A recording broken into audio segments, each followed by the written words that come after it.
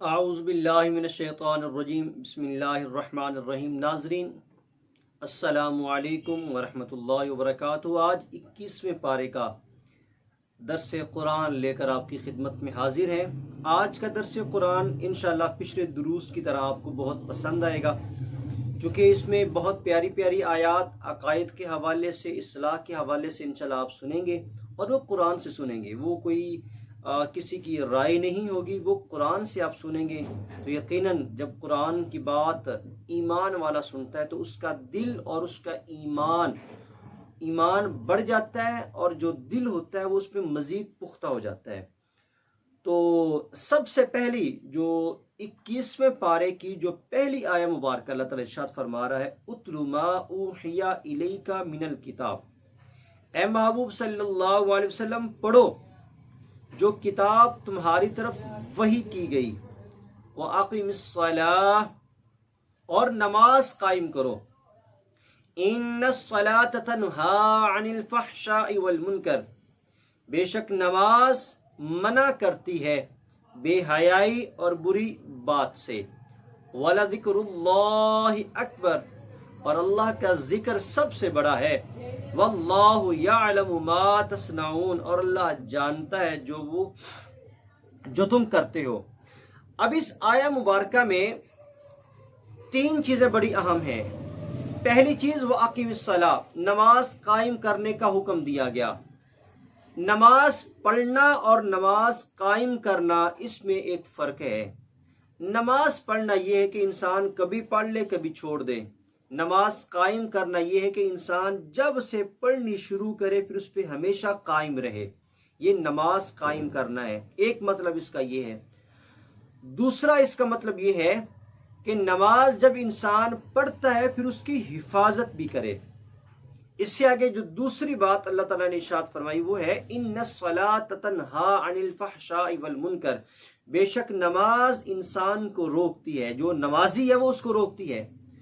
اب آپ سوال یہ کریں گے کہ بہت سارے لوگ ایسے ہیں جو نماز بھی پڑھتے ہیں اور ساتھ ساتھ وہ گناہ بھی کرتے ہیں اور گناہوں کے کام بھی کرتے ہیں، تو اس کا جو صحیح مفہوم ہے وہ یہ ہے۔ حضرت انس رضی اللہ تعالیٰ عنہ کہتے ہیں کہ ایک انصاری نوجوان تھا جو نماز بھی پڑھتا تھا ساتھ برے کام بھی کرتا تھا، تو رسول خدا صلی اللہ علیہ وسلم کی بارگاہ میں اس کی شکایت لگائی گئی، تو حضور کی ذات نے فرمایا کہ ایک دن ایسا آئے گا جب یہی نماز اس کو برائی سے روک دے گی، اور ہوا یہی کہ چند دن کے بعد وہ نوجوان توبہ تائب ہو کر ایک نیک مسلمان کے روح میں ڈل چکا تھا۔ تو اے انسان، اے مسلمان، اگر تو گناہ کرتا ہے تو یہ بری بات ضرور ہے، لیکن اس کی وجہ سے کہیں شیطان تمہارے ذہن میں یہ خلل نہ ڈال دے کہ پھر نماز کا کیا فائدہ، نہیں، نماز پڑھتے رہو۔ اور یہاں پہ ایک اور بہت پیاری بات، انسان جب نماز پڑھتا ہے تو نماز پڑھنے کا اس کا ایک فائدہ یہ ہو رہا ہے کہ کم از کم اس کی حاضری اللہ کی بارگاہ میں ضرور لگ رہی ہے۔ اب جب پیپر ہوتے ہیں تو پیپر دینے کے لیے کالجز میں، یونیورسٹیز میں حاضری کا ایک تناسب دیکھا جاتا ہے کہ اتنے فیصد حاضری ہو تو یہ بندہ امتحان میں بیٹھ سکتا ہے، تو کم از کم ہماری حاضری تو لگ رہی ہے نا۔ اب وہ کسی بھی طرح کی نماز ہے، وہ اللہ اور بندے کا معاملہ ہے، لیکن کم از کم حاضری ضرور لگ رہی ہے۔ وَلَذِكْرُ اللَّهِ أَكْبَرُ، اور اللہ کا ذکر سب سے بڑا ہے۔ افضل الاعمال لا الہ الا اللہ، تو اعمال میں سب سے جو بڑی نمبر کی چیز ہے وہ لا الہ الا اللہ ہے۔ اللہ کا ذکر کرتے رہنا، اللہ کو یاد کرتے رہنا، اس سے بڑی اور کیا بات ہے۔ اور میں قربان جاؤں قرآن پر اور قرآن کی شان پر۔ قرآن کہتا ہے کہ فَاذْكُرُونِي أَذْكُرْكُمْ، اے بندہ خدا تو مجھے جس حالت میں یاد کرے گا میں اس سے بہتر حالت میں تمہیں یاد کروں گا۔ سبحان اللہ۔ ایک بزرگ تھے، وہ بیٹھے ہوئے ہیں اور بیٹھے بیٹھے مسکرا دیے۔ ان سے پوچھا گیا کہ آپ مسکرائے کیوں ہے؟ کہا کہ مجھے میرے رب نے ابھی یاد کیا ہے۔ ان سے پوچھا کہ آپ کو کیسے پتا کہ آپ کو آپ کے رب نے یاد کیا ہے؟ کہا کہ رب کا وعدہ ہے تم مجھے یاد کرو میں تمہیں یاد کروں گا، میں نے ابھی اپنے رب کو یاد کیا ہے تو میں نے تو یاد کر لیا، اب رب اپنے وعدے کے مطابق مجھے یاد کر رہا ہوگا۔ یا تم فرش پر یاد کرو گے وہ تمہیں عرش پہ یاد کرے گا، تم محفل میں یاد کرو وہ تمہیں فرشتوں میں یاد کرے گا، تم خلوت میں یاد کرو وہ بھی تمہیں خلوت میں یاد کرے گا۔ یہ اللہ کا وعدہ ہے اپنے بندے کے ساتھ۔ اس سے آگے ایک اور بہت پیاری آیت مبارکہ اللہ تعالیٰ ارشاد فرماتا ہے والذین آمنوا وعملوا الصالحات، وہ لوگ جو ایمان لائے اور نیک عمل کرتے ہیں۔ میں پھر کہتا ہوں ایمان کے ساتھ اعمال صالحہ بہت ضروری ہیں۔ اگر اعمال صالحہ نہیں ہے تو موت، قبر اور حشر یہ تینوں معاملات بڑے سخت ہیں۔ اور میں نے ایک کلپ بھی ریکارڈ کروایا تھا کہ جس میں علامہ ابن جوزی کا ایک قول تھا کہ اگر اہل قبور سے پوچھا جائے بتاؤ تمہاری خواہش کیا ہے، تو وہ اللہ سے ایک دن ماہ رمضان کا مانگیں گے۔ تو اللہ کا کتنا بڑا کرم ہے کہ ہمیں تو پورے 30 دن ملے ہیں اور ابھی بھی بڑے دن پڑے ہوئے ہیں۔ اگر ہم چاہیں تو ابھی بھی اپنے رب سے بہت کچھ منوا بھی سکتے ہیں اور اللہ سے بہت کچھ ہم اپنی لیے آسانیاں پیدا کروا سکتے ہیں۔ اور اس سے آگے ایک اور بہت پیاری آیت مبارکہ، آیت نمبر ہے 60 سورۃ العنکبوت۔ اللہ ارشاد فرماتا ہے وَكَأَيٍّ مِّن دَابَّةٍ لَّا تَحْمِلُ رِزْقَهَا اللَّهُ يَرْزُقُهَا وَإِيَّاكُمْ۔ فرمایا کہ زمین میں چلنے والے کتنے ہی ایسے جانور ہیں کہ جو اپنے پاس روزی اور رزق کا سٹاک نہیں رکھتے، وہ آج کا کھا لیا کل اللہ کے ذمہ کتنے چلنے والے چرند پرند ایسے ہیں، تو اللہ پہ وہ بھروسہ رکھتے ہیں۔ اللہ فرماتا ہے کہ اللہ یرزقها، اللہ ہی تو انہیں رزق دیتا ہے، وَإِيَّاكُمْ، اور تمہیں بھی وہی دیتا ہے۔ اب ہم اپنے آپ کا ایک محاسبہ کریں، ہم اپنے آپ پہ غور و فکر کریں۔ یہ لاک ڈاؤن کے دن چل رہے ہیں، چلے ایک امیر بندہ، کاروباری بندہ، اس نے پھر بھی کچھ نہ کچھ جمع کر کے رکھا ہوتا ہے۔ ایک مزدور آدمی جس کا کھانا پینا بھی اس کی مزدوری کے ساتھ منسلک ہے اور وہ ان دنوں میں کما بھی نہیں رہا، تو بتائیں ماہ رمضان میں جب وہ کما بھی نہیں رہا اس کے دسترخوان خالی ہوگا کہ وہ اللہ کی نعمتوں سے بھرا ہوا ہوگا؟ یقیناً اللہ کی نعمتوں سے وہ بھرا ہوا ہوگا۔ وہ نعمتیں ایک سے زیادہ تو کم از کم ہر گھر میں ہوں گی نا۔ تو یہ رزق کون دے رہا ہے؟ یہ اللہ کی ذات دے رہا ہے۔ اور یہ رزق اللہ کن کے ذریعے سے دے رہا ہے؟ وہ اللہ کے بندوں کے ذریعے سے دے رہا ہے۔ لاکھوں گھروں تک اللہ کے بندوں نے رزق پہنچایا، یہ اللہ کی ذات کا کرم ہے۔ تو ہمیں اللہ پہ بھروسہ رکھنا چاہیے۔ اس سے آگے آیت نمبر 64 میں ارشاد فرمایا وَمَا هَٰذِهِ الْحَيَاةُ الدُّنْيَا إِلَّا لَهْوٌ وَلَعِبٌ، اے بندے یہ دنیا یہ صرف تیرے لیے یہ کھیل کود سے زیادہ نہیں ہے، لیکن تو نے اس میں اپنا دل لگا لیا۔ وَإِنَّ الدَّارَ الْآخِرَةَ لَهِيَ الْحَيَوَانُ، اچھی اور ہمیشہ کی زندگی وہ تو آخرت کی زندگی ہے۔ لَوْ كَانُوا يَعْلَمُونَ، کاش لوگ اس بات کی اہمیت کو جانتے۔ میں اکثر سوچتا ہوں کہ جب ماں بچے کو کوئی چیز لینے کے لیے بھیجتی ہے دکان پر، بچہ رستے میں گیم کھیلنے کے لیے رک گیا، بچہ رستے میں کوئی کھیل تماشا ہو رہا تھا اس پہ رک گیا، وہ لیٹ ہو جاتا ہے، جب واپس آتا ہے تو ماں اس کو گلے لگاتی ہے، اس کو ڈانٹتی ہے، یقیناً ڈانٹتی ہے۔ اللہ کی ذات نے اسی مقصد کے لیے میں بھیجا تھا کہ تمہیں ایک مقصد دے کے بھیج رہا ہوں، ساتھ کھیل تماشے بھی لگا دیے۔ ہر بندہ اپنے اپنے کچھ نہ کچھ کرتب میں لگا ہوا ہے۔ اب یہ بندے کا کام ہے کہ اپنے آپ کو اس سے بچائے اور اپنے آپ کو بچا کر اپنے خالق کی طرف سے جو مقصد اس کو ملا ہوا ہے وہ وہاں تک پہنچے۔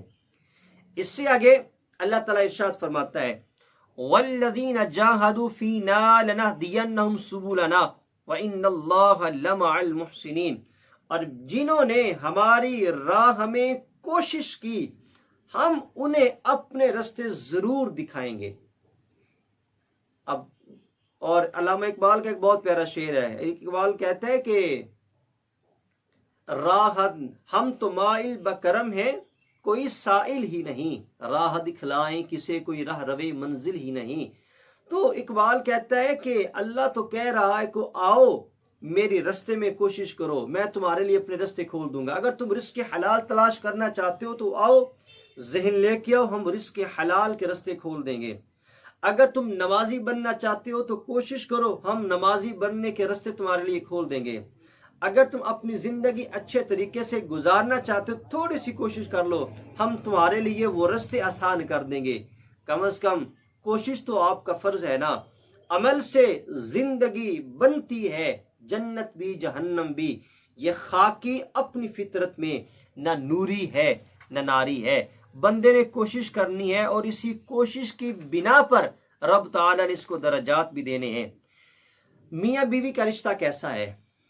یہ جو شادی شدہ حضرات ہیں وہ توجہ سے سنیں، اور جو شادی شدہ نہیں ہیں وہ اور زیادہ توجہ سے سنیں۔ یہ اللہ تعالیٰ ارشاد فرماتا ہے، یہ آیہ نمبر ہے 21 سورۃ الروم کی، وَمِنْ آيَاتِهِ أَنْ خَلَقَ لَكُم مِّنْ أَنفُسِكُمْ أَزْوَاجًا لِتَسْكُنُوا إِلَيْهَا۔ فرمایا کہ اس کی نشانیوں میں سے ایک نشانی یہ ہے کہ اس نے تمہیں ایک جان سے پیدا کیا، من انفسکم۔ اب پیدا کرنے کے بعد کیا فرمایا کہ اس نے تمہاری ہی جنس سے تمہارا جوڑا بنایا، یعنی تم بھی مٹی سے بنے ہو اور تمہاری جنس مٹی سے تمہارا ایک جوڑا بنا دیا، لتسکنوا الیہا۔ اور اس جوڑا بنانے کا مقصد کیا بنایا؟ تاکہ ان سے آرام پاؤ، سکون حاصل کرو۔ میاں بیوی کا رشتہ سکون پہ مبنی ہے۔ اگر میاں بیوی کے رشتے میں سکون نہیں ہے تو پھر ان کو سوچنا چاہیے کہ ہم میں کہاں پہ غلطی ہے۔ اور یہ ایک بات قابل توجہ، میں اپنی ماؤں بہنوں کے لیے یہ بات کرنا چاہ رہا ہوں، گھر میں سکون کا تعلق عورت کے ساتھ ہے، زیادہ جو تعلق ہے وہ عورت کے ساتھ ہے۔ عورت اگر کوشش کرے تو اس کے گھر میں سکون ہو سکتا ہے، اگر وہ کوشش نہ کرے تو اس کے گھر میں سکون نہیں ہوگا۔ اور جو اگلی بات میں بتانا چاہ رہا ہوں، فرمایا کہ وَجَعَلَ بَيْنَكُمْ مَوَدَّةً وَرَحْمَةً، اور اس نے تمہارے درمیان محبت اور مودت کا رشتہ رکھ دیا ہے۔ محبت یعنی ایک وہ لڑکا لڑکی کے جنہوں نے زندگی میں کبھی ایک دوسرے کو دیکھا نہیں، ایک دوسرے سے ملے نہیں، ایک دوسرے سے بات نہیں کی، جب نکاح کے بندھن میں بندھ جاتے ہیں تو پہلی ہی رات میں وہ ایسی گفتگو کر رہے ہوتے ہیں کہ جیسے وہ بڑے پرانے ایک دوسرے کو جانتے ہو۔ یہ محبت کس نے ڈال دی؟ اللہ کہتا ہے کہ یہ محبت ہم نے رکھی ہے۔ اور یہی میاں بیوی جو ایک دوسرے کو جانتے نہیں تھے، کچھ ہی وقت کے بعد ایسا عالم آتا ہے کہ یہ ایک دوسرے کے بغیر کھانا نہیں کھاتے، ایک دوسرے کے بغیر رہ نہیں سکتے۔ اگر ایک گھر میں نہ ہو تو دوسرے کو سکون نہیں ملتا، اس کو گھر سونا سونا سا رکھتا ہے۔ یہ میاں بیوی کے رشتوں کی ایک عجیب سی اللہ کی ذات نے چاشنی رکھی ہے۔ اللہ کہتا ہے یہ کس نے کیا ہے؟ یہ ہم نے کیا ہے۔ اس سے آگے رب تعالیٰ ارشاد فرماتا ہے کہ اللہ الذی خلقکم من ضعف، انسان کی تین حالتیں اللہ تعالیٰ بیان فرما رہا ہے۔ فرمایا کہ اللہ وہ ہے کہ جس نے سب سے پہلے تمہیں کمزور پیدا کیا، ثم جعل من بعد قوۃ ضعفا، فرمایا کہ پھر اس کمزوری کے بعد تمہیں طاقت والا بنایا، یعنی جوان کر دیا، ثم جعل، پھر اس کے بعد رب تعالیٰ نے تمہیں بڑھاپا دے دیا اس قوت کے بعد۔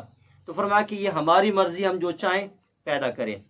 اس سے آگے سورہ لقمان میں اللہ تعالیٰ نے حضرت لقمان نے جو نصیحتیں اپنے بیٹے کو کی تھی وہ میں ذرا پڑھ کے سناتا ہوں آپ کو۔ یا بنی انہا ان تک مثقال حبۃ من خردل فتکن فی صخرۃ او فی السماوات او فی الارض یأتی بہ اللہ ان اللہ لطیف خبیر۔ اے میرے بیٹے، برائی اگر رائی کے دانے کے برابر بھی ہو تو اللہ تعالیٰ اس کو بھی لے کے آ جائے گا، وہ چاہے زمین میں ہو آسمان میں کہیں بھی ہو۔ یا بنیا اقم الصلاۃ وامر بالمعروف، اے میرے بیٹے نماز قائم رکھنا، اچھائی کا حکم دینا، برائی سے رکنا، اور اگر کبھی مصیبت آ جائے تو اس پہ صبر کرنا۔ ولا تصاعر خدک للناس، اور لوگوں سے جب بات کرنی ہے تو مسکراتے ہوئے چہرے کے ساتھ کرنا، کوئی فخر کے ساتھ نہ کرنا۔ ولا تمشی فی الارض مرحا، اور زمین میں تکبر کے ساتھ نہ چلنا۔ وقصد فی مشیک واغضض من صوتک، اور درمیانہ رستہ اختیار کرنا اور اپنی آواز آہستہ رکھ کے گفتگو کرنا۔ ان انکر الاصوات لصوت الحمیر، بے شک بری آوازوں میں سب سے جو بری آواز ہے وہ گدھے کی ہے۔ تو یہ اس میں حضرت لقمان نے اپنے بیٹے کو یہ نصیحتیں کی۔ اس سے آگے سورہ السجدہ، اور سورہ السجدہ میں یہ ایک بہت اصلاح کے حوالے سے پیاری آیہ مبارکہ ہے۔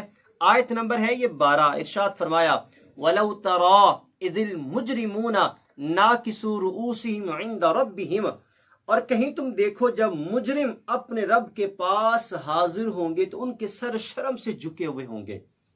ربنا ابصرنا وسمعنا فرجعنا نعمل صالحا انا موقنون، اور اس وقت کیا کہہ رہے ہوں گے؟ اے اللہ ایک مرتبہ ہمیں دنیا میں بھیج دے، ایک مرتبہ ہم جب جائیں گے واپس تو نیک عمل کر کے آئیں گے۔ اللہ اب ہمیں عذاب دے کر یقین آ گیا، سختیاں دے کر یقین آ گیا۔ میں کہتا ہوں کہ تب وقت نہیں ملے گا، فرمایا جائے گا کہ یہ دار الحساب ہے، وہ دار العمل تھا، یہاں پہ ہم جو چاہیں کر سکتے ہیں۔ تو ماہ رمضان کے یہ جو دن رہ گئے ہیں ان کو ضائع نہ کریں۔ رب تعالی ہمیں عمل کی توفیق عطا فرمائے۔ شکریہ۔